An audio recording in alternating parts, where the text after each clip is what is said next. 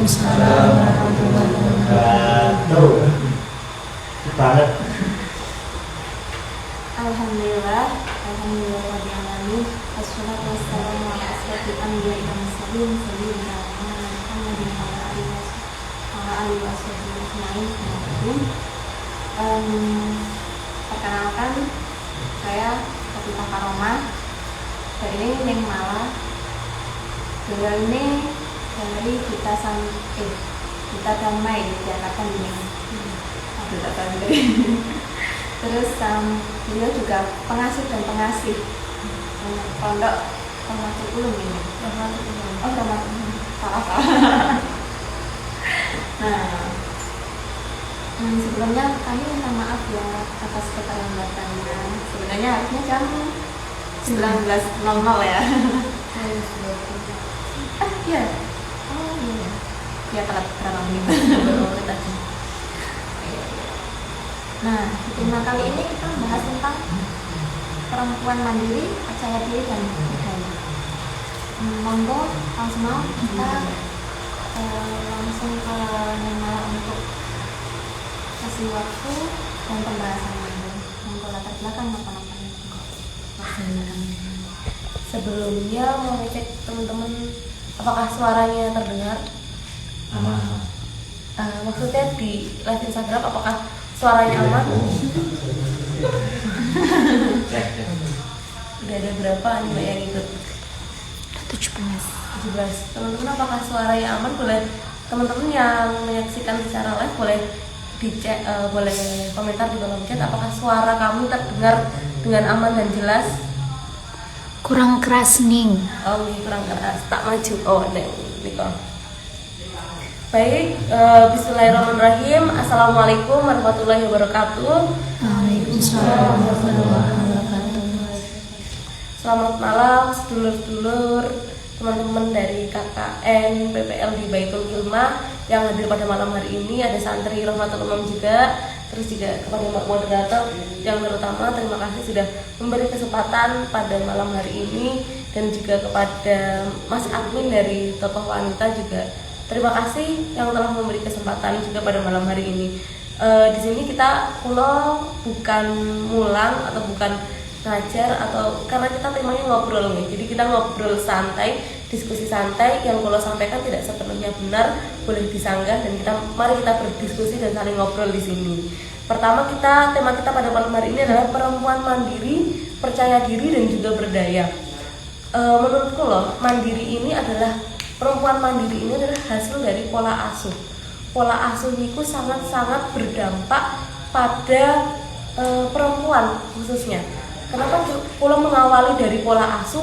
Karena kita semuanya akan menjadi calon ibu dan juga calon bapak, pas-pas yang di sana calon orang tua. Itulah mengapa pentingnya pola asuh. Saya merasakan betapa diasuh, dibiarkan orang tua untuk hidup secara mandiri, itu efeknya luar biasa sampai ketika kita besar nanti. Dulu saya sekilas cerita nih, dulu saya itu kelas 1 SMA. Kelas 1 SMA itu ada acara di pondok yang acaranya ini menggunakan dana yang sangat besar. Akhirnya oleh pondok kita ditugasi untuk nyebar proposal. Waktu itu kita pulang ke bagian di wilayah Semarang, anak kelas 1 SMA. Waktu itu saya minta antar ke Abah untuk ke Semarang, tapi tidak diantar. Justru beliau bilang kayak gini, kalau misalkan Abah ikut, itu hasil kerja keras kita berdua. Tapi kalau kamu dan kamu berhasil, itu akan menjadi pembelajaran bagi kamu. Dan itu pulau ke Semarang, saya masih ingat dikasih sangu pas-pasan dari Jogja ke Semarang loh. Pada saat itu cuma dikasih sangu sekitar 300.000, harus pulang pergi. Kalau harus makan gimana, harus naik bis yang bagaimana, akhirnya cari cara bagaimana caranya bisa cukup seperti itu. Itu pas 1 SMA seperti niku. Dan juga pulang menyaksikan dulu niku Umi niku ketika masih bayi, saya itu benar-benar digendong. Umi itu naik sepeda, gendong sambil gendong ngajar ngaji di desa sebelah dan lain sebagainya. Ada satu pesan dari Umi kenapa beliau mendidik kami semua anak-anaknya untuk menjadi mandiri. Karena umi saya itu adalah seorang perempuan yang ditinggal ayahnya sejak usia SD.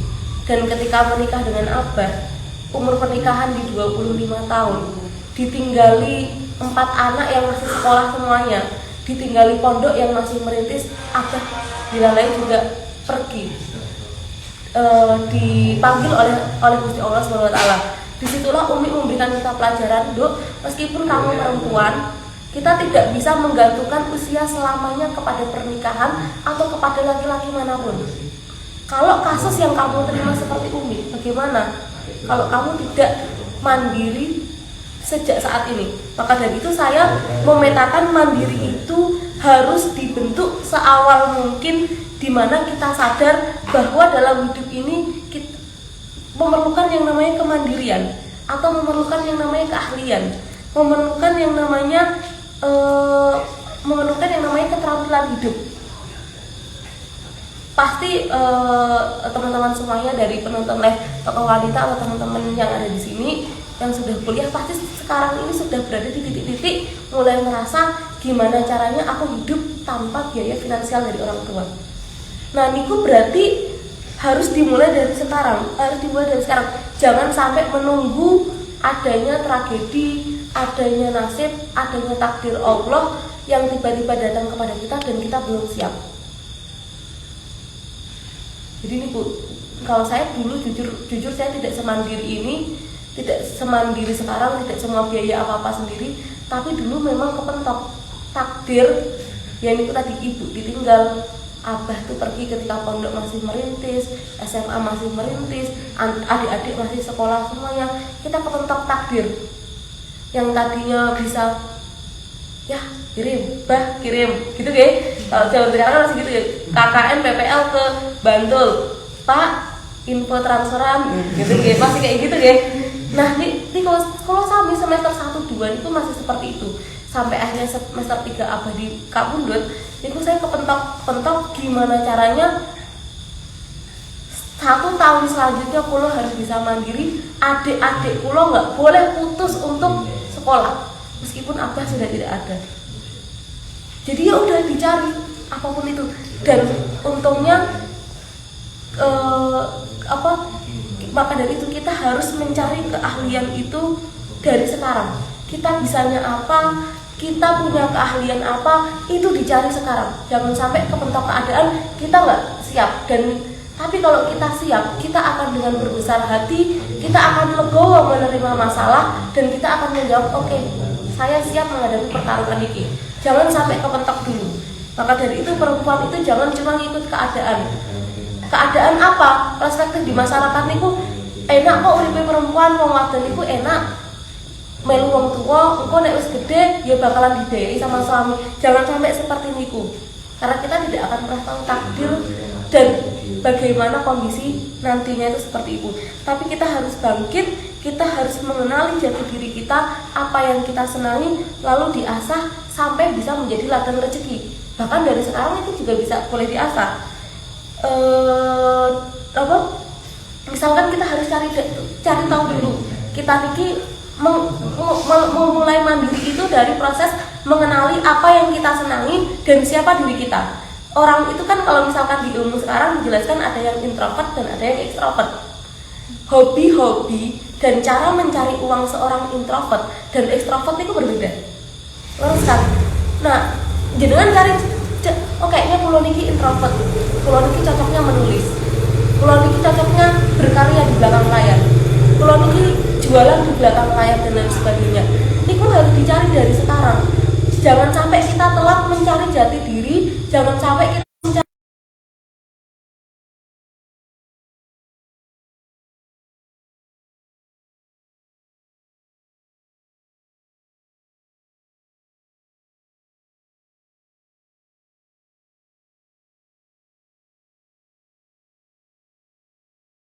aku masih kuliah, masih dibiayai orang tua. Yang penting kuliahku selesai, nanti aku tinggal cari kerjaan.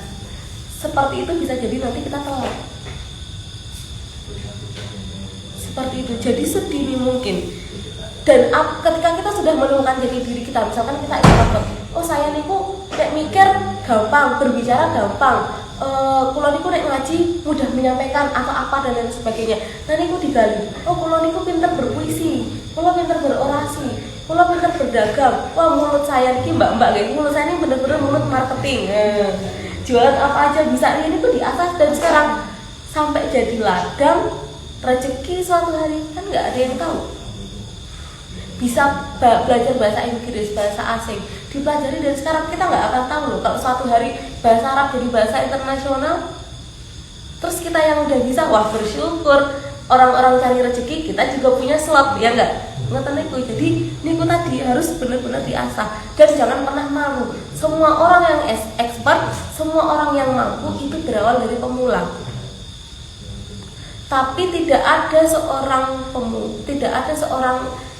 seseorang yang bisa tanpa melatih pemula seperti Nikule. Nah, itu nantinya ketika kita sudah mandiri, itu mungkin akan mengurangi resiko-resiko yang tidak kita inginkan di dalam pernikahan, seperti perceraian dan lain sebagainya. Karena jujur saja data menentukan bahwasannya perceraian itu, angka perceraian rata-rata diakibatkan oleh ekonomi. Nah, tapi nanti kalau misalkan kita mandiri, perempuan yang mandiri nanti jadi masalah, jadi dari rumah tangga pripun gitu. Kita belajar saja dari Sayyidah Khadijah.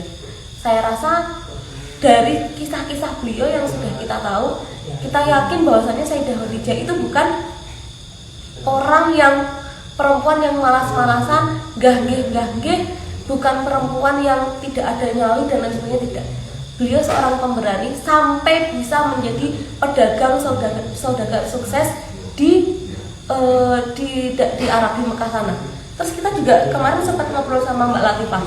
Kalau misalkan perempuan itu dalam kodratnya harus berdiam diri di rumah, terus tidak boleh kemana-mana dan lain sebagainya. Kita pernah dengar kisah nggih, Sayyidah Khadijah niku pada suatu malam hari mengantarkan bekal makanan kepada Kanjeng Nabi Muhammad ke Gua Hira di malam hari. Nggih mboten? Nggih. Lah, sekarang perempuan bekerja pulang malam biasanya sudah jadi fitnah. Tapi kita tidak memperhatikan kisah-kisah detail itu. Berarti kita belajar Sayyidah Khadijah benar-benar perempuan yang pemberani. Demi suaminya beliau membabat malam berjalan mengantarkan nasi ke Gua Hira. Jadi perempuan tangguh, perempuan pemberani, perempuan mandiri, itu mboten pernah salah. Lalu apakah perempuan yang lemah lembut dan lain sebagainya salah? Mboten juga. Karena kita juga punya contoh Sayyidah Aisyah. Sayyidah Aisyah yang lemah lembut, belajar dari suami, ilmu-ilmu beliau sepenuhnya belajar kepada suami, itu juga ada. Jadi menentukan siapapun perempuan dan siapapun jadi diri kita itu tidak ada yang salah. Yang salah adalah orang-orang yang berpikiran sempit, kemudian gampang menyalahkan. Kowe wong wedok kowe ngene ora patut. Sedikit-dikit ora patut. Padahal kalau kita belajar sejarah lebih dalam lagi, akhirnya kita simpulkan hal-hal tersebut tadi. Nggih mboten? Mboten nggih. Seperti niku. Terus setelah kita menjadi expert, menemukan jati diri kita kalau misalkan kita ekstro atau dan lain sebagainya, kita bisa membangun relasi. Kita bisa keluar, mencari pengalaman agar apa? Pikiran kita terbuka, melihat banyak pengalaman di luar. Akhirnya kita juga memahami banyak realita kehidupan sosial di luar dan lain sebagainya. Akhirnya kita lebih banyak bersyukurnya. Yang kedua, selain banyak bersyukur, ketika kita tahu kehidupan di luar sana bagaimana, kita bisa mempunyai dorongan-dorongan untuk maju. Nah, kalau perempuan disuruh diem aja di rumah HP-an, apakah dia punya dorongan untuk maju? Ngeten niku nggih. Jadi perempuan tetap punya hak untuk mencari pengalaman sebanyak-banyaknya. Akhirnya dia mempunyai dorongan untuk maju. Nah, baru ke tema selanjutnya, perempuan mandiri terus percaya diri. Ketika kita sudah menemukan yang tadi niku, kita akan menjadi orang-orang yang percaya diri. Percaya diri ini dibangun, nggak bisa dipaksain. Mbak, kamu tuh harus yang pede, nggak bisa. Kalau dia belum bisa menemukan jati dirinya, dia belum bisa menemukan keahlian dia apa bisa dia percaya diri? Dia mboten saged. Ya harus dicari niku sampai panjenengan percaya diri. Kalau sudah bisa apa, tunjukkan ke orang. Mbak, tapi kula niku boten sombong, kula niku ingin merendah dan lain sebagainya. Nah, itu sebuah keputusan yang harus kita hormati. Seperti niku. Tapi kan menunjukkan itu kan tidak hanya dengan cara kesombongan. Ada cara-cara kita menunjukkan keahlian kita dengan yang lebih sopan, lebih elegan, atau lebih bisa menghormati, menghargai dan menghormati orang lain. Menunjukkan dengan cara kita membantu orang, atau kita mengajar dengan kepercayaan, dengan keahlian kita dan lain sebagainya, atau kita berkarya. Itu kan cara menunjukkan potensi dengan hal-hal yang positif. Gimana? Jadi tetap ada hal-hal yang positif yang kata niku. Nah, setelah niku aku kalau masih pakai teks karena tadi sudah menyiapkan tapi belum niku. Terus selanjutnya setelah dia percaya diri, berdaya. Tadi kan yang pertama mandiri, percaya diri, kemudian berdaya. Jadi ini harus urut. Yang paling terakhir adalah perempuan berdaya. Hasil diskusi kami kemarin di forum grup tokoh wanita yang disebut dengan berdaya adalah perempuan yang mampu bermanfaat tidak hanya bagi dirinya sendiri tapi bagi orang lain. Gimana sih Mbak? Gimana? Mungkin teman-teman di live Instagram juga ada yang bertanya, gimana caranya kita bisa berdaya untuk orang lain, bermanfaat untuk orang lain. Ya, tapi kita merasa kok aku nggak bisa apa-apa. Yang jadi pertanyaan kita sekarang itu, aku harus bantu apa nih buat orang lain? Dimulai dari yang terdekat. Panjenengan ngajari Iqra, ngaji tetangga niku sudah berdaya. Panjenengan menyebarkan ilmu atau seperti yang sudah dilakukan teman-teman tokoh wanita niki juga berdaya. Dimulai dari hal kecil, dari kebaikan paling kecil. Dan percaya Kanjeng Nabi niku pernah matur, perbuatan baik sekecil apapun akan menjadi cahaya di dalam hati yang menunjukkan kita kepada kebaikan-kebaikan selanjutnya. Tetapi kalau belum dimulai, nur itu tidak akan hadir dalam hati kita. Panjenengan kalau sudah berbuat baik pasti ketagihan, gimana? Sama halnya dengan kejahatan. Kalau sudah sedikit berbuat kejahatan, maka akan ada nur jahat. Kalau yang baik itu nur, kalau yang jahat apa? Kalau di Indonesia ini diibaratkan seperti bola-bola hitam. Di bola-bola hitam. Kalau tidak ada bola-bola hitam di dalam hati akan keterusan. Seperti itu juga hal baik. Kalau sudah diawali sekecil apapun itu pasti akan menumbuhkan semangat untuk berbuat baik lebih banyak. Ada sebuah hadis yang mengatakan dalam sebuah hadis, wallahu fi aunil abdi maka nal abdu fi auni ahihi. Dan Allah akan menolong hambanya, hamba yang menolong saudaranya. Mata niku. Diingat kenapa kita harus berbuat baik, kenapa kita harus menolong orang lain, kenapa kita nggak boleh pelit ilmu, kenapa kita tidak boleh pelit keahlian, kenapa kita tidak boleh pelit harta. Diingat, ada salah satu kata-kata dalam bahasa Inggris yang saya sangat senang, we are not the king of every chance. Kita bukan raja pada setiap keadaan. Kita butuh orang lain kalau kita lagi kepentok. Kita butuh orang lain kalau lagi kepentok. Makanya Gusti Allah bilang, wallahu fi aunil abdi maka nal abdu fi aini ahihi. Jangan takut panjenengan dapat masalah, panjenengan dapat takdir. Kalau panjenengan sudah punya sifat saling menolong dan berbuat baik kepada orang lain, insya Allah Gusti Allah akan membantu, akan memudahkan. Setidaknya masalah itu tidak akan menjadi besar. Ngoten niku nggih. Nah, yang terakhir adalah kenapa kita perlu membangun sisi mandiri, percaya diri dan juga berdaya. Karena kita seorang ibu, perempuan adalah seorang ibu. Dan 70% menurut data sains niku karakter watak itu menurun daripada seorang ibu. Dan karakter yang baik, pewarisan karakter yang baik itu lebih mahal daripada harta benda, warisan harta benda apapun itu. Ngoten nggih. Kalau orang lain mah enak ya, orang lain sudah terlahir kaya. Jangan bangga terlahir kaya kalau karakter orang tuanya tidak bagus. Kaya kalau karakter orang tuanya nggak bagus juga bakal terkoso anaknya, gimana? Tapi kalau ibu dan bapaknya punya karakter yang baik, ibunya tadi sudah membangun kemandirian, berdaya, suka membantu orang lain dan percaya diri, otomatis insya Allah karakter niku akan nurun kepada anak. Tadi yang kulo katakan, pewarisan sifat dan karakter yang baik, yang berakhlakul karimah lebih baik dari harta 7 temurun sekalipun. Itu lebih baik. Karena apa? Dari generasi kita nanti lahir generasi yang baik. Makanya Indonesia ini akan semakin banyak orang yang baik kalau ibunya juga berdaya dan berusaha menjadi orang yang baik. Ngoten niku nggih. Perubahan itu dimulai dari mana? Jadi ibu yang baik. Perubahan itu dimulai dari mana, Mas? Dari mencari istri yang baik. Ngoten nggih. Dari putus cinta. Oh, putus cinta. Oke. Seperti itu. yang cantik. Oh. Ngoten itu. Kemudian ada salah satu pepatah Arab yang sebagai penutup terakhir, ada salah satu dari pepatah Arab yang kulo suka juga, kalau seperti ini, syamir wajibda li amrin anta talibuhu idla tunalul ma'ali qatun bil kasali. Samir itu angkat lenganmu, wajibda dan bersungguh-sungguhlah li amrin anta talibuhu untuk sesuatu yang kamu inginkan.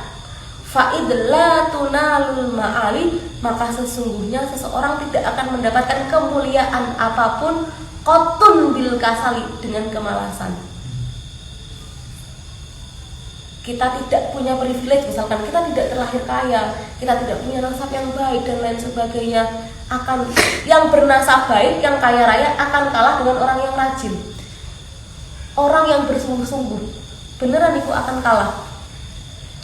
Nah niku tadi yang jamir wajibdanya bukan hanya kemuliaan di dunia, tapi juga kemuliaan di akhirat.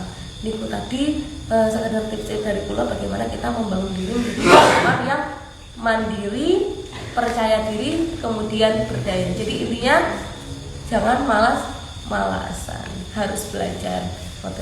Terima kasih teman-teman. Monggo kalau misalkan ada pertanyaan baik melalui live Instagram maupun dari teman-teman yang ada di sini. Oke, tepuk tangan dulu ya untuk yang ngalah. Sebelum ke teman-teman, saya ingin bertanya dulu ya, Neng.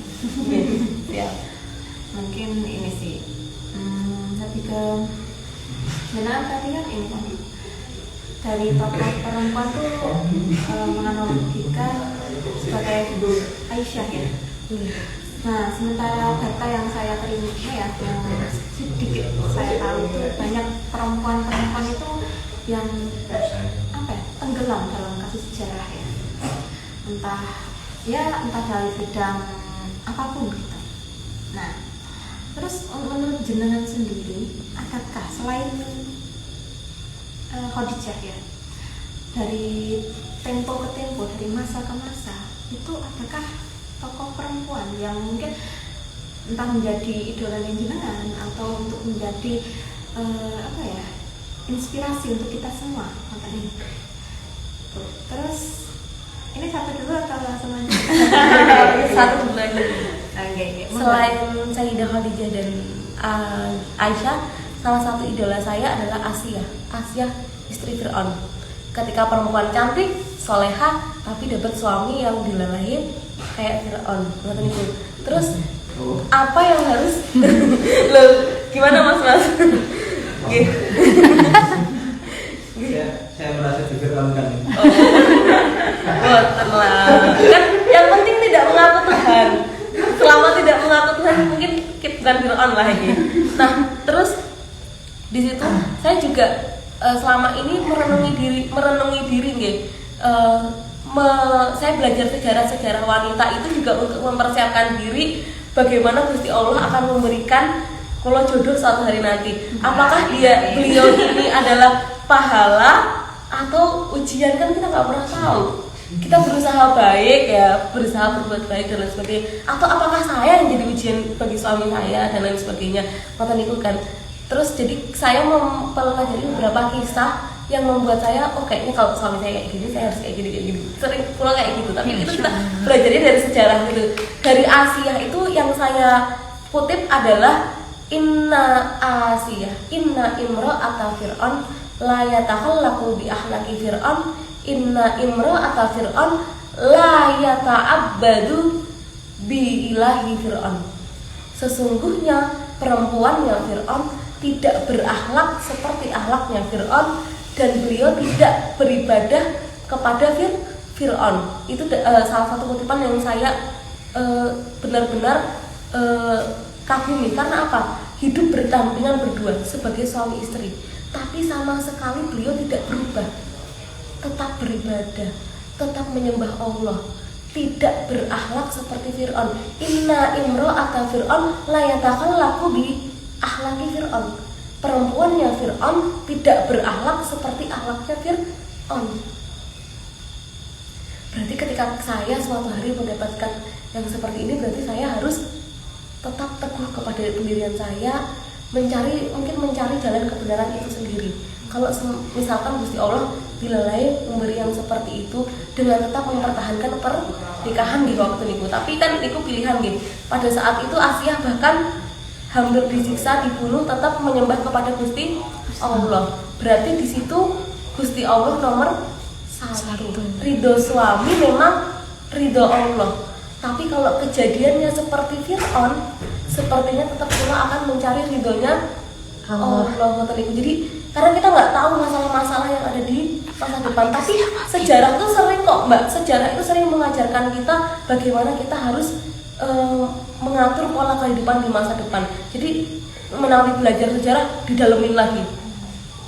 Khadijah seperti ini, Aisyah seperti ini, dan sebagainya. Keren. Yang lama ini ya, mempersiapkan sebelum ke pernikahan juga. Udah parenting ini ke parenting. Pranikah ya? Makanya teman-teman ditunggu tokoh wanita akan segera hadir kelas Pranikah. Promosi nih, promosi. Menarik ya. Monggo yang para jomblo-jomblo untuk saya gitu ya. Untuk ini. Terus untuk ini nih.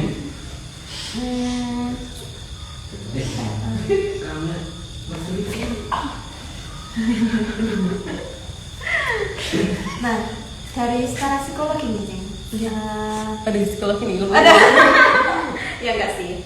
Kita menarik dari ilmu psikologi bahwa perempuan kan cenderung manja ya dalam hidup. Nah, konteks manja dalam kemandirian itu gimana ya? Maksudnya kan biasanya kan ya kita nggak bisa mungkin nggak bisa Tidak bisa memungkiri bahwa perempuan tuh emang suka manja gitu kan ya. Terus ini tuh tapi ada kehebatan perempuan sebagai kemandirian gitu ya. Nah, untuk batasan kemandirian sebagai perempuan tuh adakah atau gimana? Atau perempuan tuh full mandiri atau full manja atau gimana? Sebagai sebagai untuk keseimbangan ya. Kan mestinya sebagai manusia itu memerlukan proses-proses keseimbangan. Gimana? Berbicara soal manja nih, sebenarnya belum pernah praktek nih, tapi coba kalau belum pernah praktek ya. Coba jawab setaunya pulang ya. Kalau secara psikologis memang perempuan terlahir seperti itu, mintanya dikasihi dan lain sebagainya, karena kita memang tulang rusuk bukan tulang punggung. Oh iya, siap. Kayaknya kemarin udah pada nyari tulang rusuk dan tulang punggung kemarin. Iya, korban. Iya, korban. Tulang rusuknya sapi, tulang punggungnya sapi. Kata niku, batas-batas kemandirian itu ada pada mana? Nah, Gusti Allah niku menciptakan perempuan itu untuk tetap menjadi pribadi yang patuh kepada suami. Maka dari itu semandiri-mandirinya perempuan, dia akan tetap memiliki sifat-sifat seperti itu, dan itu nggak boleh dibatasi. Yang penting cemburunya dan manjanya niku tidak berlebihan, kata niku. Tapi harus bisa membatasi. Mandiri tidak apa-apa, tapi kalau sudah bersuami, maka niku sudah hak panjenengan untuk melakukan hal psikologis tersebut, karena itu sudah diciptakan dari Gusti Allah. Sifat perempuan seperti itu tidak boleh dihilangkan dan lain sebagainya, dan laki-laki harus tahu dan harus menghormati sifat itu. Tapi kita sebagai perempuan harus mengatur agar sesuatu tersebut tidak berlebihan. Betul itu. Ini mau dari audiens atau bisa lagi? Ada yang Gak ada pertanyaan dari sini. oh Belum ya? Tolong. Atau dari mas dari Kangkang sama Mbak Neng Itu sudah berapa? Sudah jam berapa? apa ya? Jam 8 lebih 12. Berarti sudah hampir 1 jam. Kurang, pasti kurang. 4, 2, setengah jam. Berarti sampai setengah 9-an. Oke. Dari mas-mas Mbak Santai aja dulu. Enggak loh, serius. Maksudnya ya yang paling serius ya. ngapain ya itu nggak serius? Enggak, kan kita judulnya ngobrol santai. Oh iya. Kalau sama moderatornya bisa santai. Sambil lo. Iya, sama saya terus sama itu. Mau tanya? Oh ya, mau nanya. Jadi kan temanya kan ada kata mandiri ya nih ya. Oke. Nah, semisal kita sebagai anak perempuan mencoba untuk bahkan biasanya beranjak dewasa berpikir untuk mandiri dan entah mengejar mimpi atau apa proses grow up pun pasti kan perlu dukungan dari orang tua. Nah, gimana sih caranya kayak mengatasi supaya ada dari orang tua tuh kayak mendukung supaya anaknya itu menjadi mandiri, terutama buat anak perempuannya kayak yang bisa itu lebih tumbuh lebih baik lagi. Agar orang tuanya support anaknya untuk mandiri. Iya. Siap. Niki sebenarnya agak susah ya, karena dimanapun itu pasti perempuan itu dimanja oleh bapaknya, oleh ibunya, dan untuk dibiarkan mandiri itu agak susah. Pasti seperti itu kasusnya dimanapun itu seperti niku. Maka itu tadi yang kalau utarakan di awal adalah betapa pola asuh ini sangat mempengaruhi perempuan ini ketika nanti tumbuh dewasa menjadi mandiri. Dan kalau kita istilahnya mengingatkan orang tua itu kan tidak mungkin gitu. Berarti ya dimulai dari kita membuat orang tua kalau kita mengingatkan itu lancang mbak, tapi kita punya pola atau kita punya strategi bagaimana orang tua kita itu percaya kita bisa mandiri. Pada akhirnya mereka akan melepas kita untuk menjadi orang yang mandiri. Ngoten niku. Di kasusnya kalau dalam kehidupan saya sendiri ya, kalau misalkan dibuat contoh, dulu saya niku tidak dipercaya motoran jauh, pergi jauh, pasti perempuan itu seperti itu. Tapi ketika saya membuktikan ke orang tua, ibu ini loh hasilku pergi jauh, aku dapat pengalaman ini, dan aku tidak neko-neko, bisa tanya kepada semua teman yang ada di pulau. Dan ketika kita sudah bisa dipercaya, orang tua itu akan melegakan kita sedikit-sedikit, ngelepasin kita sedikit-sedikit, tapi tetap anak perempuan itu pasti tetap disayang biar bagaimanapun. Tapi nggak bisa mbak kita membicarakan mengingatkan orang tua itu nggak bisa, terlalu lanjang. Jadi kita yang membentuk strategi gimana orang tua kita percaya, tuh saya bisa mandiri. Akhirnya orang tua, oh iya anakku mandiri, Gendo apapun yang kamu usahakan tak dukung dan lain sebagainya. Kalau sudah ada hasilnya dan terbentuk dan kelihatan, orang tua kita pasti tergugah kok. Batin antara anak dan orang tua itu paling dekat dan paling mudah untuk bisa bersatu dan saling setuju, support seperti itu. Dan nanti ketika kita sudah belajar seperti itu, karena kita sudah ngaji di tokoh wanita niki, besok ketika kita menjadi orang tua, akhirnya kita punya bekal untuk bisa punya pola asuh yang demikian. Kalau kepada orang tua yang sekarang kita nggak bisa menaruh harapan banyak karena setiap masa itu kan pendidikannya beda-beda. Seperti itu. Ini sudah terjawab apa belum? Jadi poinnya minta kepercayaan, kepercayaan dulu, Pembuktian juga. Pembuktian, tanggung jawab, baru kayaknya ada pelepasan lah sedikit ya. Ada lagi dari mas-masnya, dari kangkangnya? Iya, saya mau bertanya. Ini saya sebagai kaum laki-laki masih kurang memahami ketika perempuan membahas mengenai kemandirian. Nah, soalnya gini, ini kemandirian yang seperti apa yang dimaksud? Katakan apakah sampai seperti ngangkat galon sendiri atau ada kayu bakar cari sendiri perempuan atau gimana? Soalnya nanti kalau terlalu mandiri jadinya seperti tomboy. Yang tomboy itu mengurangi keanggunan perempuan di mata laki-laki. Terima kasih. Siap. Jadi kalau yang tomboy apa nih kita menjadi enggak? Kalau yang tomboy siapa yang jelek itu? Nah itu baru. Bagus ya Kajian pertanyaannya. rutinnya bergerak duduki. Ya, tepuk tangan buat Masnya untuk pertanyaannya. Oke, berarti menurut Masnya tuh tomboy itu tuh sifat yang itu nih, apakah diharuskan? kurang anggun Iya. Tapi itu batas kemandirian. Iya, kata Tadi iya. ya sebenarnya sudah mas sudah dijawab di awal tadi seperti ini kok nggih apa kita tentunya punya batasan-batasan tapi jangan takut mas mandirinya perempuan kalau sudah menikah hilang mandirinya. Semandirinya perempuan loh, kalau menjawab secara fakta ya, kalau nggak mau idealis ya, panjenengan nggak usah ragu-ragu, nggak usah kepikiran.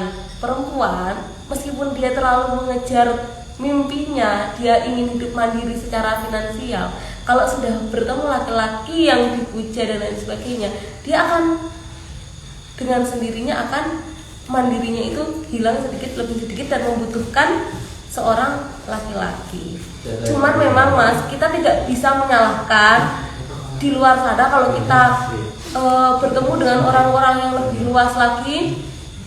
Ada perempuan-perempuan yang memilih untuk menjadi transgender, memilih jadi laki-laki, atau mungkin itu perempuan-perempuan yang sudah tomboy dan akhirnya memutuskan untuk membentuk fisiknya ini menyerupai laki-laki dan lain sebagainya.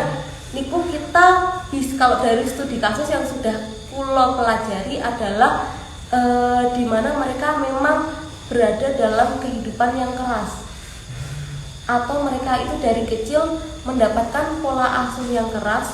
Bisa jadi karena keinginan dari seorang ibu ketika hamil, ibunya pengennya laki-laki, keluarnya perempuan. Terus kemudian ketika anak itu besar, pola asuhnya seperti mendidik laki-laki. Bahkan dari segi warna, kalau kita belajar parenting itu loh, sampai ke parenting, dari segi warna itu ternyata membelikan bagi perempuan pakaian hitam itu ternyata berpengaruh. Karena ibunya saking kepengennya anaknya laki-laki. Jadi kalau misalkan anaknya lahir dia perempuan, ya pola asuhnya harus perempuan, karena itu bisa berdampak kepada sifat-sifat anak ini nanti ketika sudah dewasa. Ada juga yang pulau temukan perempuan-perempuan yang memilih menjadi transgender adalah mereka hidup di kalangan laki-laki, atau mungkin saudaranya semuanya laki-laki, dia perempuan sendiri dan dia merasa tidak punya teman. Nah, di situ kan wanita hadir. Wanita sebagai ibu harusnya lebih dekat kepada anaknya. Cuman secara gender rata-rata ibu itu lebih dekat kepada anak laki-laki, ayah lebih dekat kepada perempuan. Nah, kalau kasusnya seperti ini, kita punya anak satu-satunya wanita, terus yang lainnya laki-laki, berarti ibunya harus banyak lebih mendekati anak perempuannya ini tadi. Seperti itu, karena tadi yang sudah kita bicarakan, pola asuh ini penting dan sangat berefek sampai anak ini nanti sudah menjadi dewasa. Ada lagi kasusnya adalah seorang anak yang sudah ditinggal ayahnya dan dia tidak punya orang tua dan lain sebagainya. Akhirnya dia harus hidup semandiri mungkin, sampai akhirnya dia harus bergaul dengan laki-laki untuk mencapai kemandiriannya secara finansial, yang akhirnya dia membentuk dirinya menyerupai laki-laki. Dan itu sudah banyak kasusnya di Jogja. Jadi pasti ada hal-hal yang melatar belakangi hal-hal ini pun bisa terjadi. Cuman kalau panjenengan melihat perempuan-perempuan mandiri, mbak-mbak sekarang atau mbak-mbak santri dan lain sebagainya, terus mereka memilih untuk mandiri, mereka untuk berbisnis dan lain sebagainya, dan mereka mendapatkan pola asuh yang sudah benar, jadi kan buatan usah khawatir. Insya Allah ketika sudah menikah, mereka akan dengan sendirinya akan menjadi perempuan seutuhnya. Ngoten niku kan mbak-mbak. Niku kalau menyadari kok ketemu orang yang jatuh sedikit aja sudah berubah kok. Tidak semandiri niku berdasarkan fakta ya, kita sebagai perempuan. Ngoten niku. Ada lagi? Niki ada pertanyaan dari Al-Hasanah 99. Izin bertanya, jika 70% karakter anak menurun dari ibu, lalu apa yang menjadi presentasi terbesar pada anak yang menurun dari bapak? Akankah dalam kecerdasannya atau yang lain? Nah, niku. Kecerdasan niku bisa dari perempuan, bisa dari bapak nih. Kalau menurut kalau yang beredar di sosmed dan lain sebagainya niku 70% dari ibu nih Iya. kecerdasan, makanya ibu itu harus pintar dan lain sebagainya. Tapi bapak juga harus, bapak ini pun juga menurunkan tingkat kecerdasan kepada anak-anaknya. Jadi semuanya itu sama. Kalau misalkan persenan dari bapak nih apa, kebanyakan kalau misalkan perempuan bentuk ayah itu lebih membentuk kepada bentuk fisik kepada anaknya daripada yang bersifat seperti karakter, kecerdasan dan lain sebagainya. Ngoten ibu.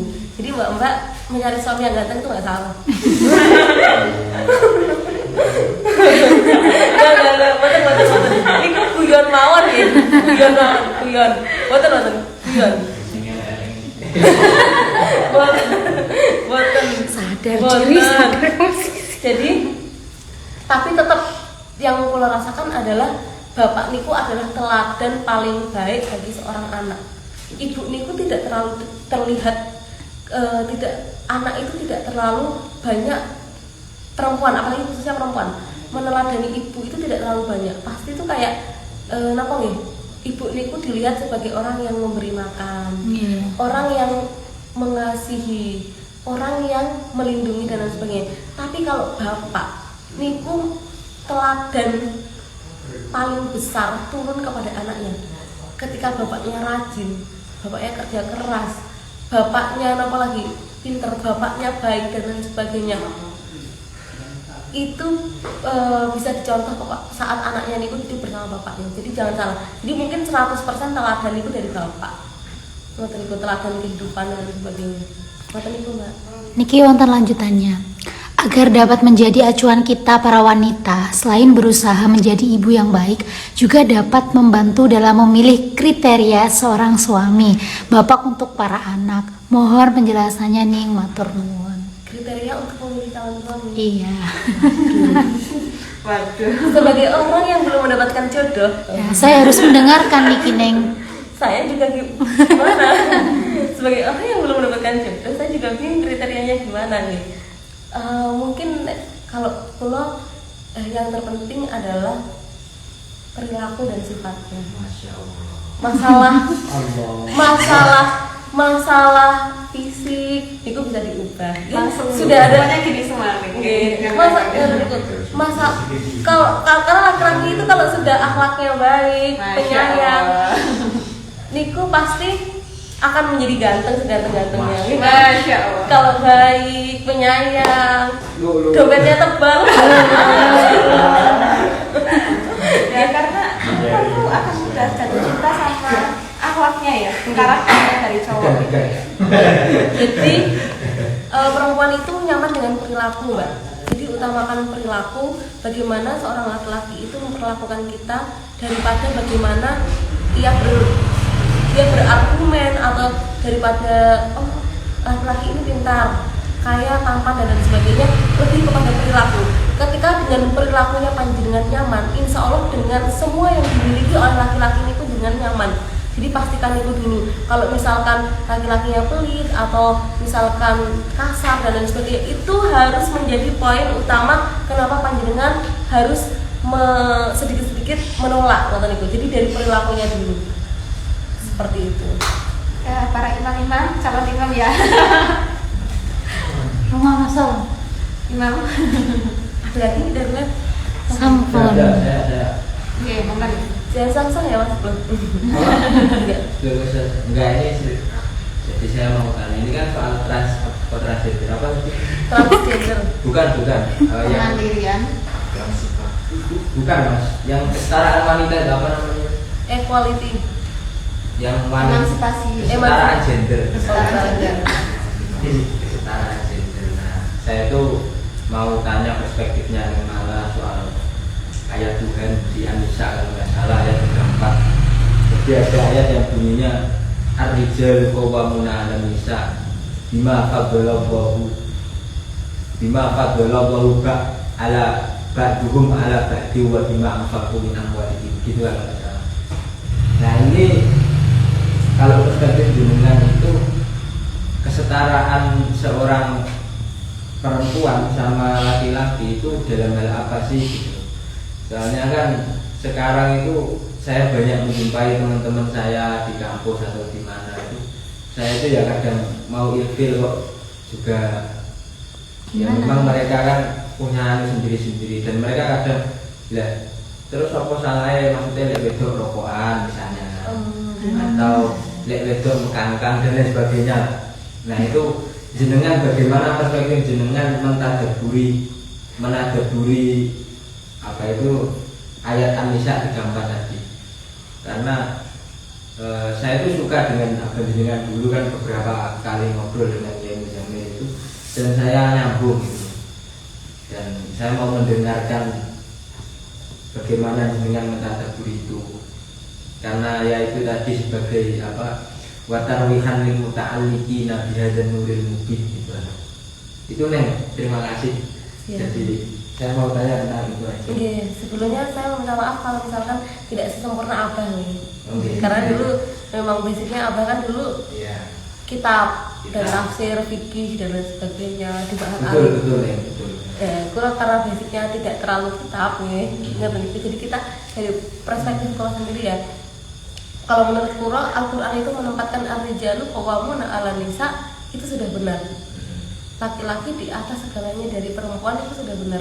Karena kenapa? Dari segi fisik laki-laki lebih kuat, dari segi pemikiran hati laki-laki itu lebih bijak, dan itu fadilah, itu fadilah yang sudah diberi Gusti Allah. Makanya laki-laki harus unggul dari perempuan itu benar, karena panjenengan sudah punya anugerah kelebihan yang diberikan dari Gusti Allah. Perempuan tidak kuat tidak tidur dalam sehari itu perempuan nggak kuat mas. Laki-laki kuat. Ada kekuatan-kekuatan yang memang sama Gusti Allah diberi lebih banyak kepada laki-laki. Itulah mengapa laki-laki harus jadi pelindungnya wanita, dan wanita harus tunduk kepada laki-laki. Ini harus, kalau menurutku loh ya, entah dalam keluarga dan lain sebagainya. Kemudian perspektif yang terjadi sekarang adalah perempuan diperbolehkan memimpin, perempuan dibolehkan bekerja, perempuan dibolehkan setara dengan laki-laki dalam hak-haknya. Perbolehkan khutbah gimana? Di mana? Perbolehkan khutbah di Al-Zaitun. Wah, nah itu Beliau ini ya, buat sebelah. Tapi kalau misalkan kita mengikuti ajaran-ajaran yang masih ahlus sunnah wal jamaah, kalau yakin kok tidak ada dipersilahkan khutbah dan lain sebagainya. Tapi di UGM pun sekarang khutbah itu sudah wanita, perempuan. Nah itu Khutbah. ya itu kan termasuk sesuatu yang mungkin menyalahi ini mungkin. Iya. Nah kok itu gimana itu cara kita sebagai orang-orang yang masih apa ya, masih menjadi salikun atau salikat di manhajil aslafin as-sholihin itu, gimana cara menyikapi itu kalau dengan berikut? Jadi kenapa sih mas gerakan-gerakan perempuan ingin setara kepada laki-laki itu muncul pertama kali? Karena ada penyalahgunaan makna lebih kuat dan lebih mempunyai kuasa. Jadi sebenarnya itu perempuan ingin setara itu tidak seburuk itu, ingin benar-benar di atas laki-laki. Cuman memang ada penyalahgunaan pemaknaan kuasa. Ya kita lihat dulu ada laki-laki yang memperbudak wanita, atau yang kalau di zaman penjajahan Jepang itu ada yang namanya apa? Aku lupa. Perempuan Hyunkai Hyunche apa? Di zaman penjajahan Jepang. Ada perempuan yang memang dijadikan budak seks dan lain sebagainya, Hyunkai dan lain sebagainya. Terus ketika istri tidak bisa becus mengurus rumah tangga, bisa disiksa dan lain sebagainya karena adanya itu mas. Jadi laki-laki juga tidak boleh mengukur ayat itu secara berlebihan, akhirnya menjadikan dalil untuk berkuasa. Nah perempuan itu ingin setara pertama kali karena ada hal-hal seperti itu mas. Ketika ada penyalahgunaan tafsir, kowe kudu manut, kamu harus manut. Kamu, kalau aku ini laki-laki, kalau aku nyuruh kamu mencuri ya kamu harus mencuri. Kalau tak pukul ya kamu harus diem aja dan tahan sebagai istri gitu. Karena ada penafsiran yang terlalu berlebihan dari laki-laki. Maka dari itu kalau misalkan suatu hari kaum feminis ini datang ingin mengartikan secara berlebihan, jangan disalahkan.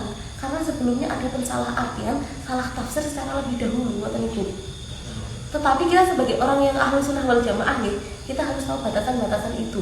Batasan di mana sih mafadalallahu kepada laki-lakinya, dan di mana sih batasan perempuan itu harus mandiri dan harus mirengke kepada laki-laki. Di mana sih batasan perempuan itu harus berdaya. Ketika tafsir niku sudah sama-sama sejajar dan moderat, insya Allah itu juga ini sih itu pergolakan yang ini ya lama banget sih. Mas maaf, kayaknya perlu minum deh kayaknya.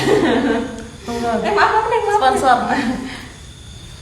Nah, terus di situ juga ada ini nih kayak agak ini ya, kan Nabi Muhammad tuh membawain agama Islam, di mana Islam tuh mengangkat perempuan gitu kan. Terus tapi kenapa semakin kesini malah semakin perempuannya tuh melebar gitu kan ya. Nah, terkadang tuh ya emang ini ya, terkadang agak keterlaluan ya sebagai perempuan. Nah, mungkin juga untuk perempuan di sana tuh ya mungkin gimana batasannya itu? Apakah ya bergaul sama jenis itu ya it's welcome atau prepon atau enggak? Kita itu punya suatu kepercayaan yang lebih tinggi daripada ilmu dan falsafat manapun. Itu yang disebut dengan akidah. Setiap orang yang beragama itu punya akidah, dan setiap akidah itu ada kitab sucinya, ngoten nggih. Nah, ketika kita memang sudah membaiat diri kita kepada suatu agama, kita harus mengikuti peraturan yang ada di agama tersebut.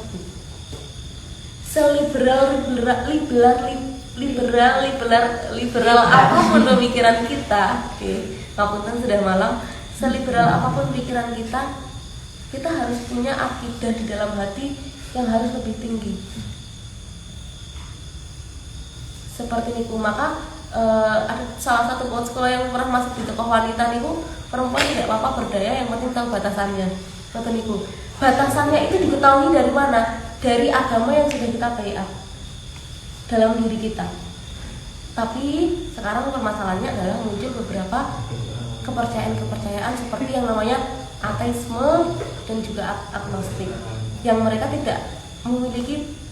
mungkin tidak memiliki kaidah dalam mengatur batasan-batasan tersebut, ya. Mereka tidak memiliki akidah tersebut. Maka itu sebuah fenomena baru sih dalam Islam sendiri, dalam agama, dalam dunia feminis di dunia, itu sebuah pembahasan baru, karena kita ingin menyalahkan orang-orang yang ateis, orang-orang yang liberal, atau orang-orang yang agnostik sekalipun tentang suatu kehidupan yang tidak ada batasnya dengan cara apa? Mereka tidak ada pedoman kitab suci yang mengatur. Ngoten niku. Jadi pemikiran-pemikiran orang seperti niku karena mereka tidak ada kitab suci yang mengatur. Batasnya di apa? Kita harus ngaji. Perempuan dia harus ngaji. Kita sudah membaiat diri sebagai seorang muslim, ya kita harus ngaji.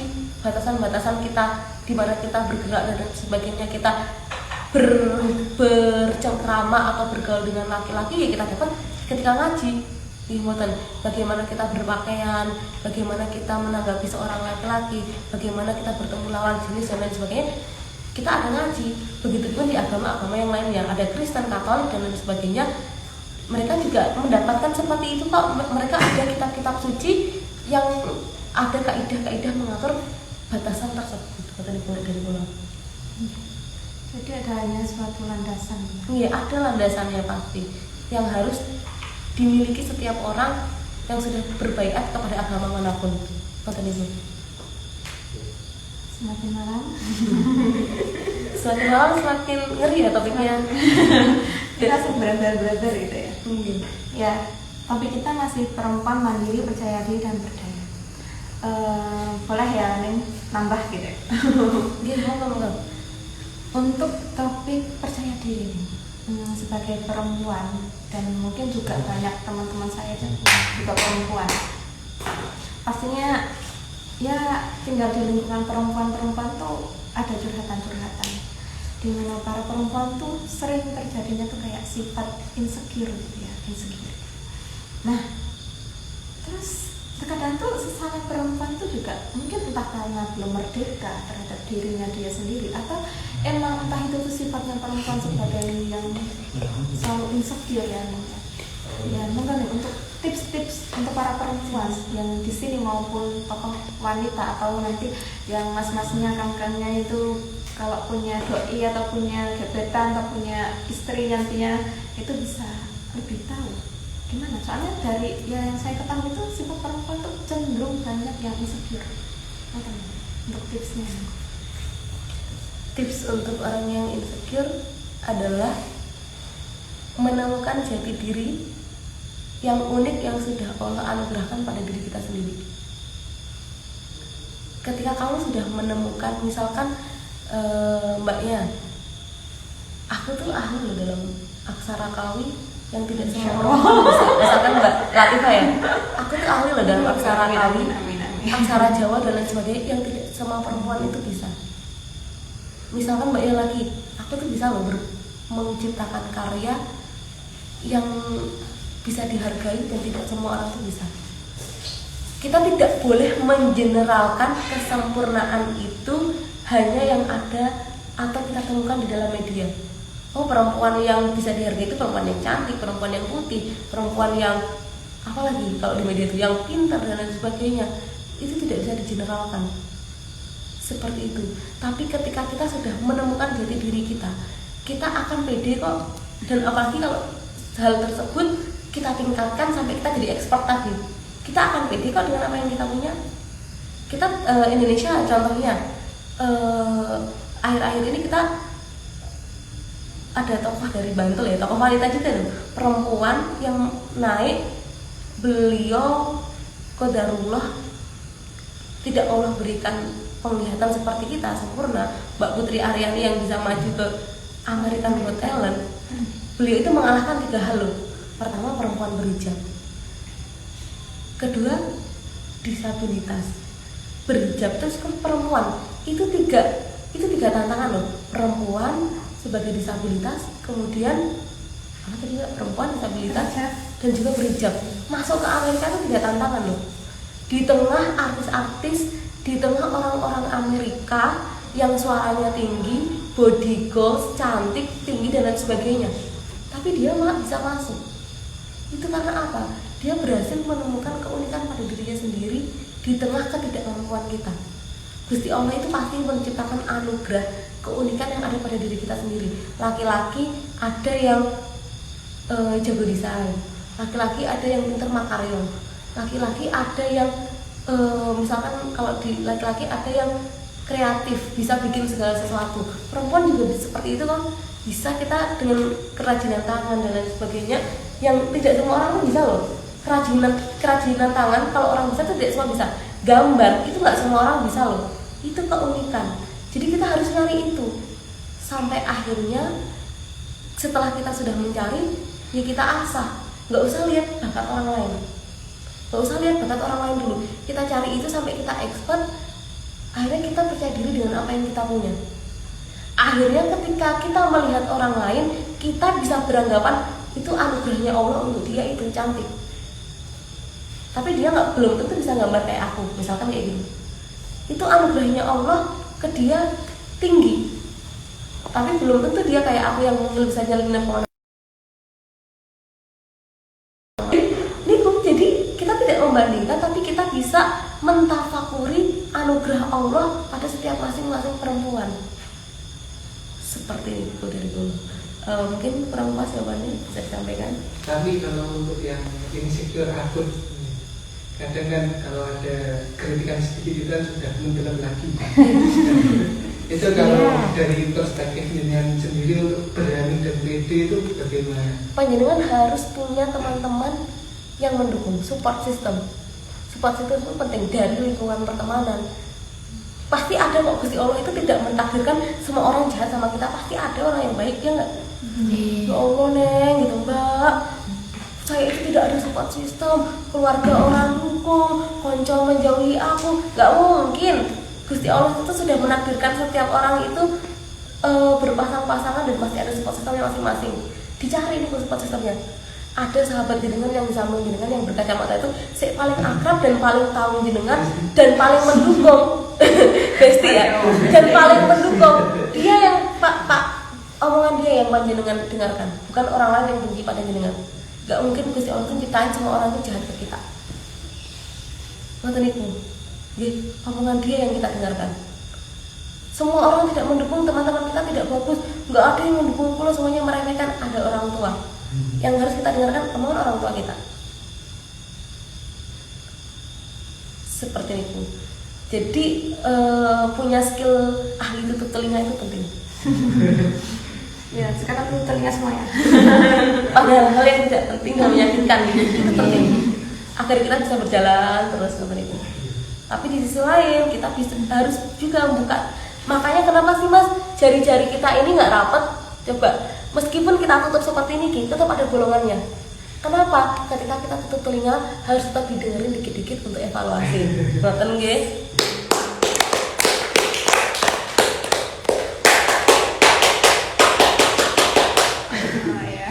Mulai pramuka ya, udah gak mulai malam.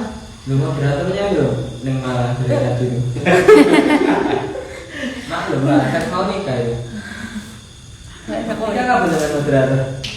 Dijelasin lah, biar nanti yang follower yang lihat itu loh. Ribon Gus. Mulai malam ya Gus.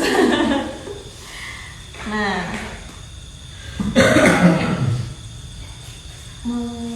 Sudah kali ya? Sudah sampun. Sudah selesai dari tadi live-nya? Dereng. Oh belum.